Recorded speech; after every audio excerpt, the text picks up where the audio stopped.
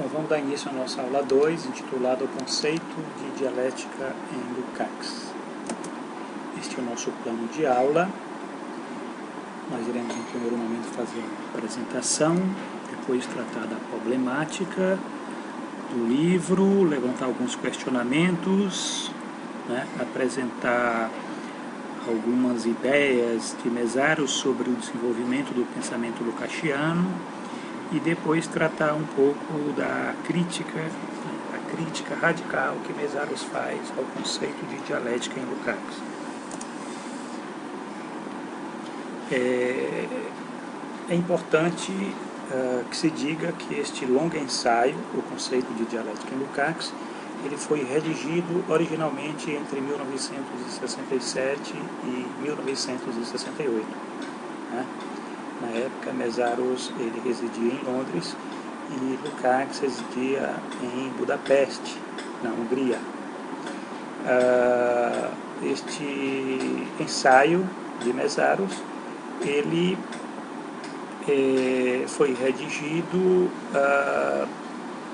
para expor, Mésaros se propõe a expor, e ele expõe com brilhantismo e competência os determinantes básicos do conceito de dialética em Lukács.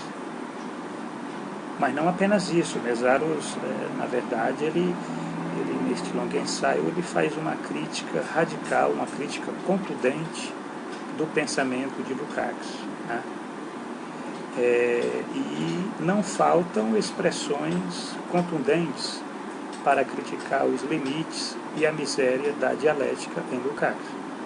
Por exemplo, no capítulo 6, intitulado Totalidade e Mediação, que é um dos mais importantes capítulos deste longo ensaio, Mésaros ele utiliza os termos irrealismo, caráter abstrato, avaliação teórica forçada e totalmente irreal, abstratividade, esses termos utilizados por Mésaros para tratar das análises políticas de Lukács da conjuntura histórica do socialismo real.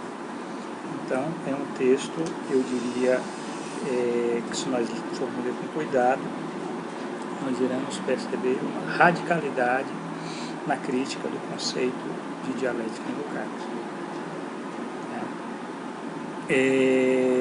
Evidentemente, nós iremos verificar que a raiz da abstratividade, do irrealismo, das posições teórico-políticas de Lukács está, segundo Mésaros, na sua concepção de mediação. A mediação é um elemento importante do conceito de dialética. E, como nós iremos ver, o conceito de dialética em Lukács, ele padece de insuficiências radicais. Que insuficiências radicais são essas? É o caráter abstrato da dimensão política da mediação em Lukács.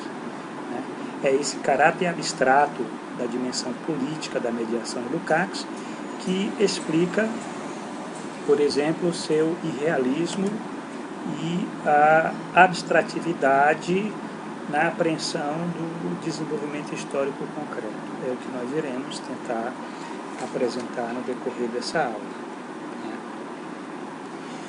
E aqui, como vocês estão vendo, são os termos utilizados por Mésaros para fazer a crítica da dialética em Lukács. A questão é saber a raiz dessas insuficiências, dessas insuficiências radicais da dialética em Lukács, que vai afetar todo o monumento teórico, filosófico do velho mestre húngaro.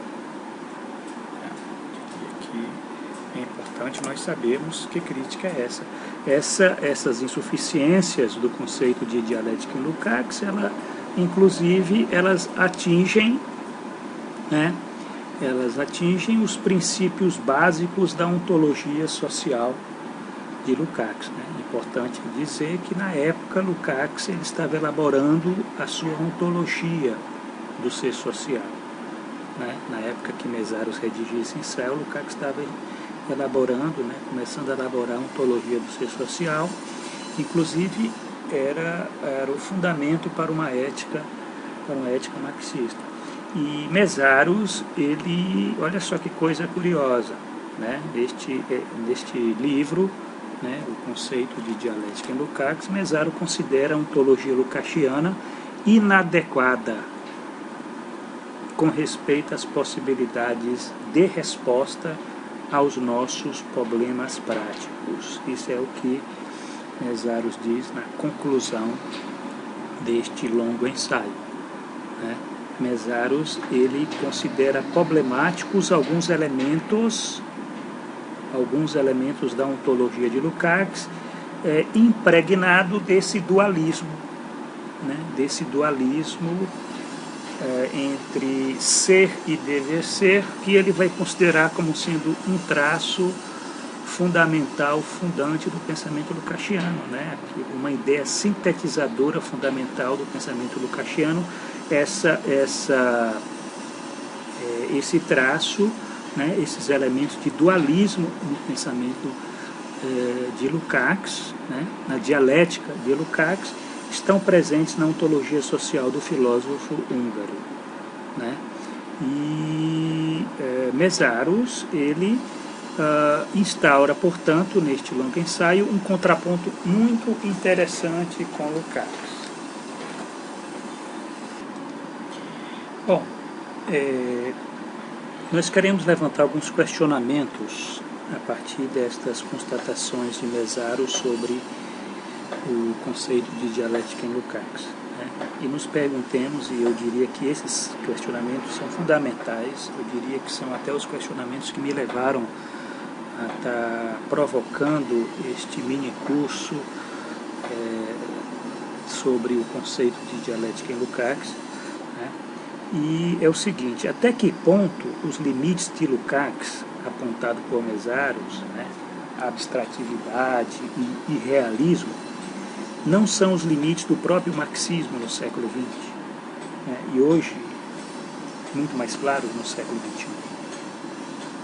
A tragédia de Lukács, né, imerso na discrepância entre ser e dever ser, né, e diante da miséria da instrumentalidade política, né, essa tragédia de Lukács não é a tragédia do próprio marxismo político do século XX e do século XXI, não é a tragédia, inclusive, do próprio Mesaros, né?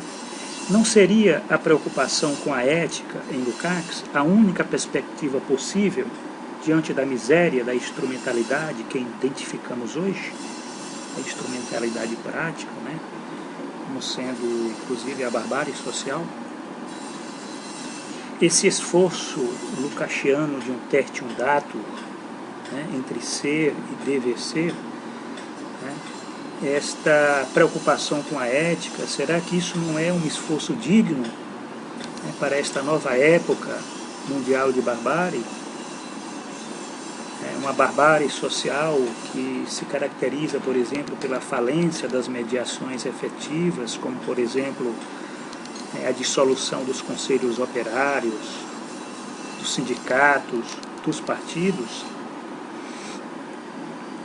É claro que eu considero corretas as críticas de Mesaros às ilusões lukácianas com respeito ao socialismo real, né? De fato, faltou a Lukács uma arguição política concreta.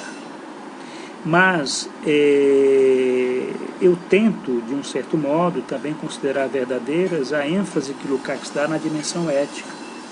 Porque eu penso que Lukács, naquele momento, ele está colocando questões cruciais de fundo na tarefa da emancipação social no século XXI. Principalmente nas condições de um mundo capitalista, né? Um mundo capitalista caracterizado pela captura da subjetividade. Então, enfim, são questões importantes que o longo ensaio de Mesaros nos remete. Não nos interessa estar respondendo todas essas questões, mas o nosso objetivo é exatamente tentar fazer as perguntas corretas, né? Mais importante do que nós termos respostas é nós termos as perguntas corretas para que nós possamos, de um certo modo, estar delineando os desafios para o pensamento marxista no século XXI. Bom, essas são a problemática que tentaremos, evidentemente, estar apontando nesta aula, né? É importante que na leitura de vocês procurem, né, responder a essa questão. Quais os limites e a problemática do pensamento lukácsiano, né, segundo Mészáros? E qual a crítica que Mészáros faz à concepção de dialética e de totalidade de Lukács? Então, essa é a questão fundamental, né, desta aula, da aula 2. Né? Num primeiro momento, né, é importante dizer que Mészáros ele se propõe a fazer uma interpretação do desenvolvimento do pensamento de Lukács. Mészáros quase que elabora uma sociologia do conhecimento do pensamento lukácsiano. É por isso que Mészáros utiliza, por exemplo, a hipótese de que existe uma ideia sintetizadora fundamental no processo de desenvolvimento do pensamento de Lukács. Ele, inclusive, faz a mesma coisa que ele fez, por exemplo, ao tratar do pensamento de Karl Marx no livro A Teoria da Alienação em Marx, né? Tentar desvendar qual a ideia sintetizadora fundamental que organiza o pensamento de um autor como Lukács, né? Da juventude à maturidade, né? Essa ideia sintetizadora fundamental, ela estrutura o pensamento, é a estrutura de pensamento, a estrutura geral do pensamento que organiza as mudanças significativas, as reelaborações, as modificações no pensamento do autor, no interior das situações concretas. Então, você tem modificações sucessivas no pensamento de Lukács, mas existe uma continuidade dialética no pensamento lukácsiano, né? E é essa dialética que Mészáros tenta apreender, uma unidade entre continuidade e descontinuidade. Né? Existem mudanças qualitativas no desenvolvimento do pensamento de Lukács, né? Por exemplo, quando ele se identifica com o marxismo, né? Por conta de situações socio-históricas concretas, certo? Mas, de um certo modo, Mészáros interessa também estar aprendendo aquilo que, de um certo modo, constitui, vamos dizer, a continuidade, né? Uma continuidade, né? Que caracteriza, que marca, que estrutura, que organiza o pensamento de Lukács. Lukács ele é um filósofo significativo, né, onde ele não apenas aprendeu nos livros, mas ele viveu, né, situações históricas. Aliás, isso é que é importante, né, que o filósofo significativo ele não apenas aprende nos livros, mas ele vive a situação histórica, né? E essa vivência, experiência que tem com as situações históricas, ela é mais importante nas influências intelectuais do filósofo significativo do que os livros, autores, né? Então é por isso que Mészáros ele tenta resgatar a situação histórica vivida, as situações históricas vividas por Lukács. Essas situações elas vão ser importantes, inclusive, para estar definindo esse desenvolvimento do pensamento de Lukács, né? Não apenas as modificações, mas também a continuidade, né? E aí ele, evidentemente, né, como vocês verificam, essa dimensão do dever ser, né, ela caracteriza essa estrutura do pensamento de Lukács, né? A estrutura geral do pensamento de Lukács, ela é caracterizada, né, pela presença, né, recorrente dessa dimensão do dever ser.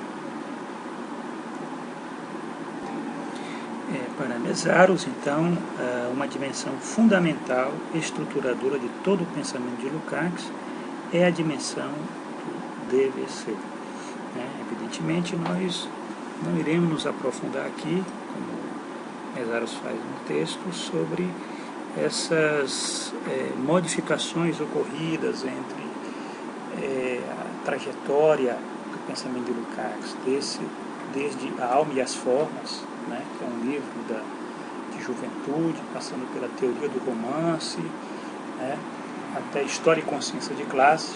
História e Consciência de Classe, Lukács já é marxista. Alma e as Formas e Teoria do Romance, Lukács ainda não é marxismo, ele vive uma crise pessoal. Você tem uma situação ali ele se aproxima do marxismo, do bolchevismo, e História e Consciência de Classe ele já é marxista, e de um certo modo isso aí eu não vou estar entrando nos detalhes dessas mudanças, dessas modificações de perspectivas ocorridas por conta da própria situação histórica.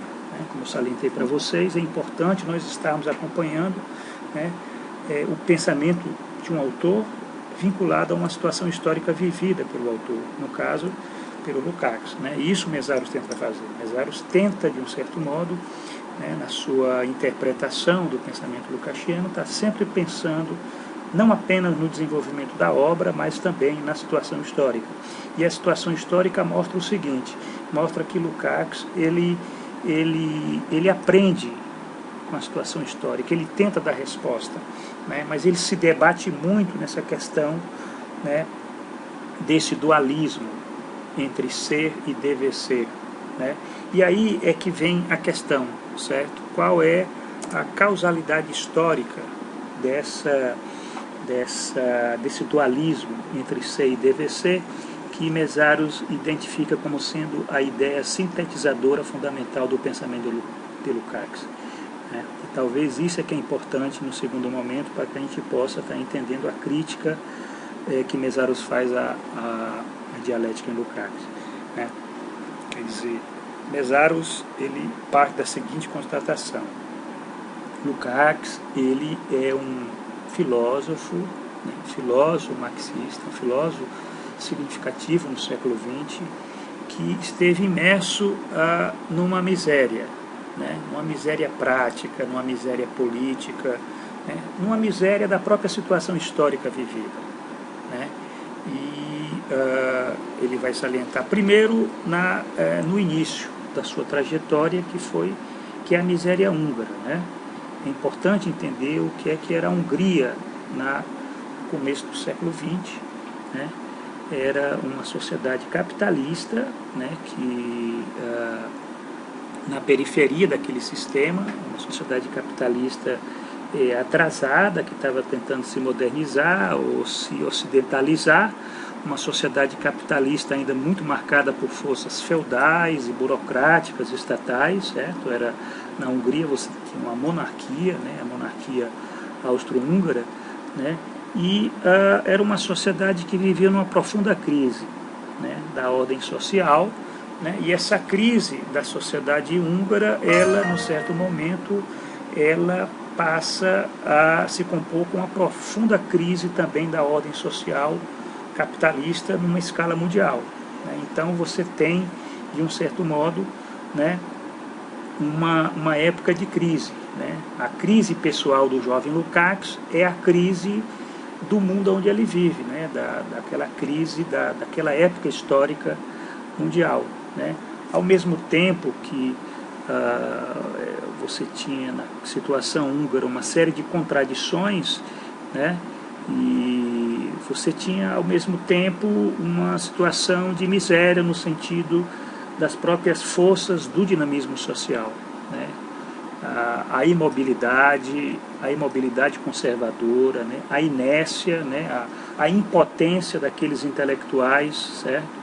Como Lukács, intelectuais radicais que queriam, de um certo modo, uma alternativa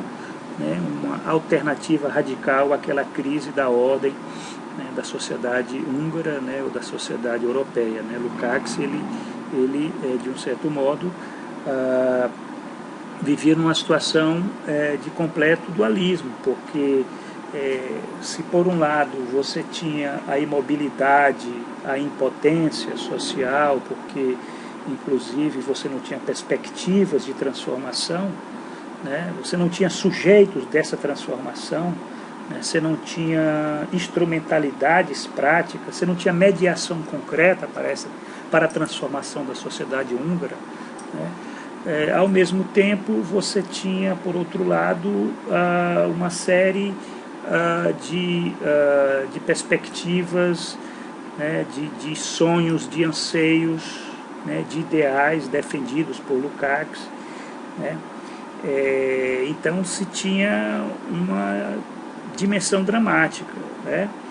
De um lado um ser, né, de miséria, de atraso, né, e por outro lado um dever ser radical de crítica do prosaísmo da vida burguesa, né, de crítica da miséria húngara, certo?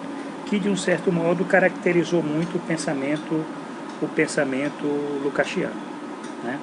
E não era apenas a miséria húngara, né, que marcou o pensamento de Lukács, né? Você tem a miséria soviética, isso aí né, no caso aí Lukács é marxista, né? E o que é que ele presencia nos anos 20 e nos anos 30? Né? Ele presencia o fracasso da Revolução no Ocidente, né? O surgimento, o desenvolvimento do stalinismo, né? Então você tem a miséria soviética, né? A situação política da Revolução Russa, ela se deteriora, né? E aí você tem uma outra miséria que Lukács vai estar, né, experimentando, que é a miséria prática, a miséria política da situação soviética, né, onde, de um certo modo, ele encontra, primeiro a dissolução dos conselhos operários, né, a construção de um Estado com deformação burocrática, um Estado operário com deformação burocrática, que é, no caso, que nós temos o destino da União Soviética, e aquilo coloca ele numa situação de miséria prático-política com a experiência soviética, né? Então sai de uma miséria para outra miséria, né? E essas misérias elas vão caracterizando, elas vão limitando a capacidade do próprio autor. Ele está apreendendo as mediações concretas para que ele possa, de um certo modo, né, encontrar um ponto, né, um ponto de Arquimedes, vamos dizer assim, onde ele possa estar efetivamente realizando, né, os objetivos de um programa socialista. Você não tem meios, você não tem mediação concreta, você não tem instrumentos práticos, instrumentalidade prática. Então, na medida em que você não tem essa mediação, você abre uma lacuna entre o ser dessa realidade, uma realidade, vamos dizer, miserável na sua instrumentalidade prática, e um dever ser candente, que é o dever ser dos objetivos programáticos socialistas, né? Bom, na medida em que você tem essa dualidade entre ser e dever ser, em Lukács, como se resolve positivamente isso, no plano do pensamento do autor? Aí Mesário vai dizer se resolve positivamente com o impacto de um solem, né, que é um dever ser, né, e esta é a questão fundamental que Mesários procura explicar, né, pelas circunstâncias históricas que limitam a efetividade da dialética em Lukács. Lukács, por conta dessas circunstâncias históricas, né, dessas misérias que marcaram a sua existência, né, a dialética histórica de Lukács, ela se torna refém das misérias da própria mediação histórica, né? Isso aqui é interessante, porque nós podemos até dizer que o mesmo aconteceu com Hegel, né, onde a dialética sucumbiu ao sistema. Com Lukács, a dialética sucumbe à ética, porque é como se a ética, o dever ser, certo, ele fosse preencher aquela lacuna, aquela discrepância entre o ser e o dever ser. Mas não se trata apenas da miséria húngara, da juventude de Lukács, né, a miséria soviética, que caracterizou toda a sua experiência vivida no século XX, mas se trata, eu diria até, de uma miséria do século XX, né, porque se nós iremos verificar, Mészáros, ele, no seu texto, ele tenta apresentar que uma questão que eu considero fundamental: como você pode pensar o problema da mediação num mundo dominado perigosamente por perspectivas estreitas, né, que surgem de uma condição onde você tem uma imediaticidade reificada, né, a imediaticidade capitalista, que impede a apreensão das mediações concretas, né? Quer dizer, falta as mediações necessárias, né, para que se possa, de um certo modo, estar realizando aquela programática socialista, né, do DVC, né? Toda a existência de Lukács foi marcada por essa desintegração da instrumentalidade prática, da mediação política, certo? Desde a dissolução dos conselhos operários, né, que os conselhos operários, que era a forma necessária de mediação e de instrumentalidade política para a emancipação social. Então você tem, por exemplo, os conselhos operários, eles se dissolvem, né, eles acabam, são derrotados, né, você tem isso no século XX. Portanto, a concepção de mediação em Lukács, ela foi afetada pela sua situação histórica, pela miséria política, prática do século XX, né?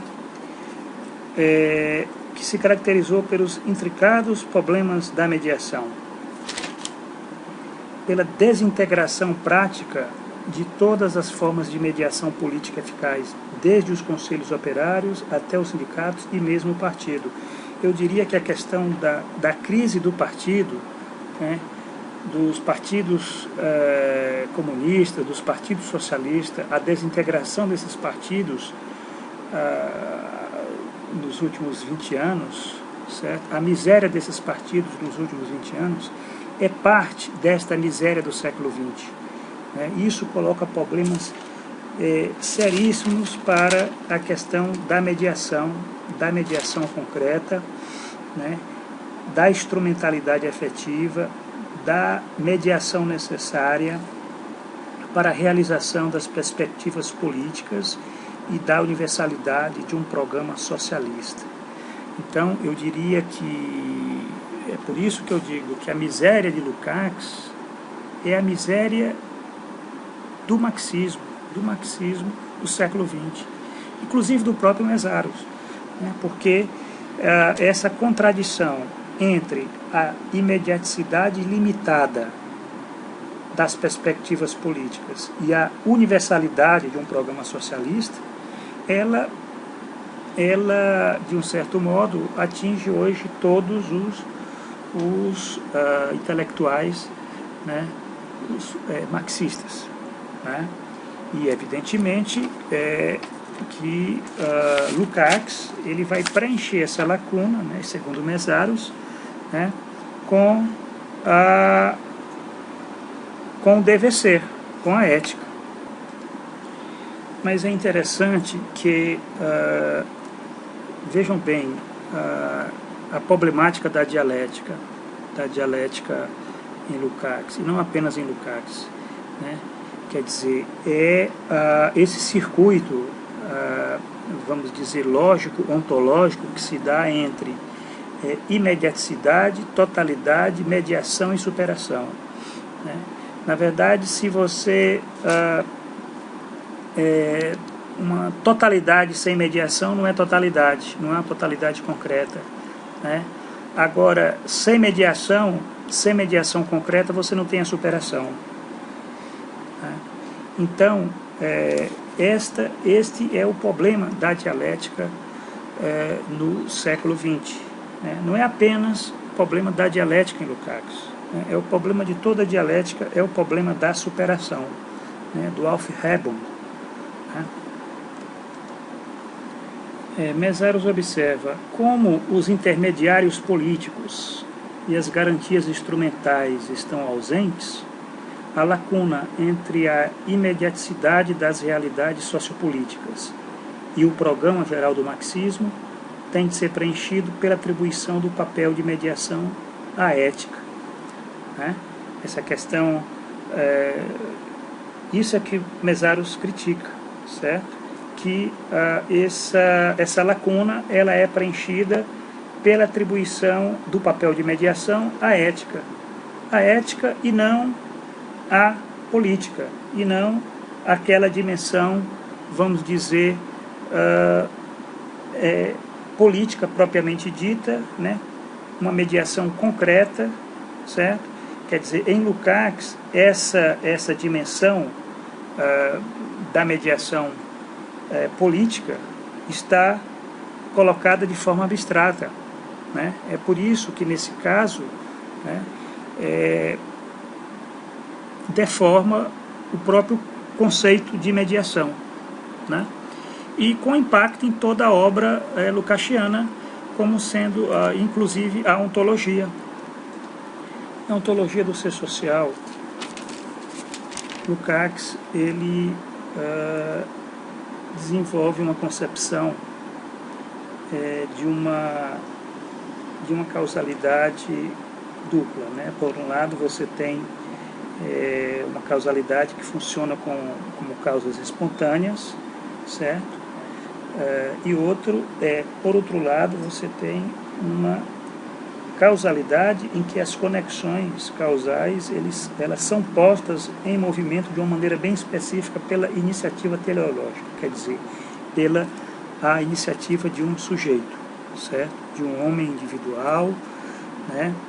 É a questão da liberdade. Quer dizer, você tem uma dimensão que Lukács considera fundamental na ontologia, é que você não tem apenas uma dimensão da necessidade, você tem uma dimensão da necessidade, que é a dimensão do solem, do dever ser, né?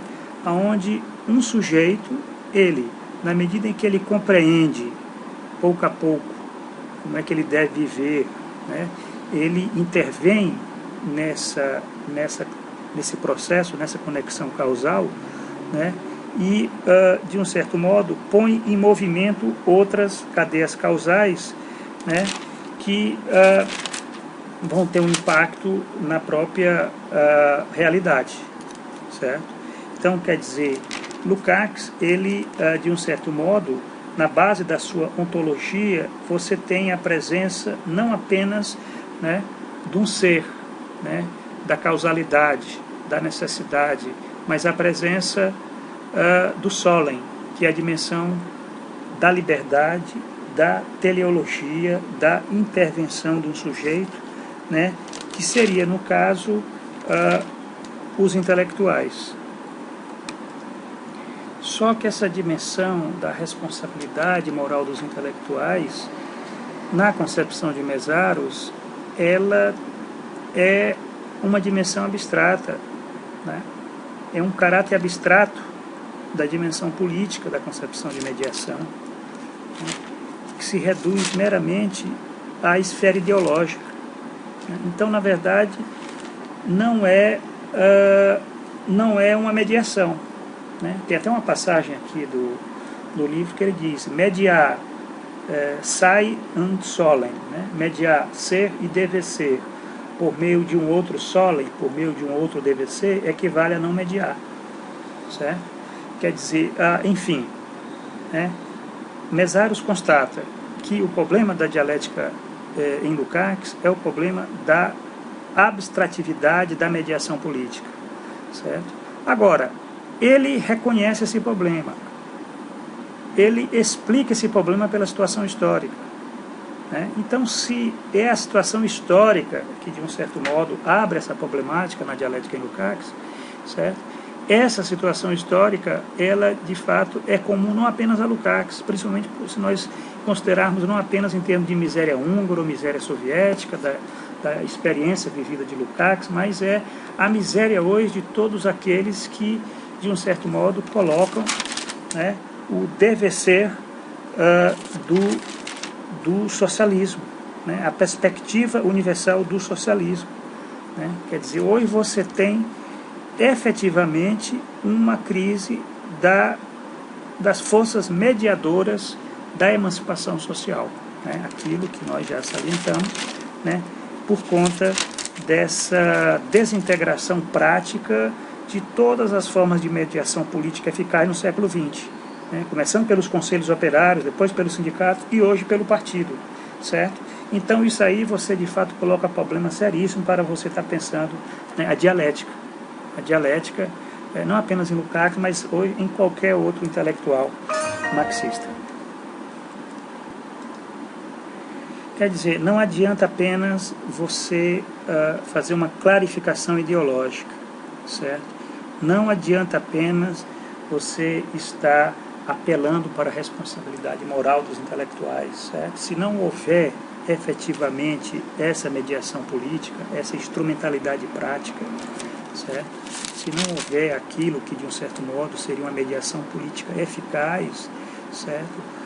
A forma necessária de mediação, de instrumentalidade efetiva, não se consegue operar aquele outro momento da dialética, que é o momento do Aufhebung, da superação.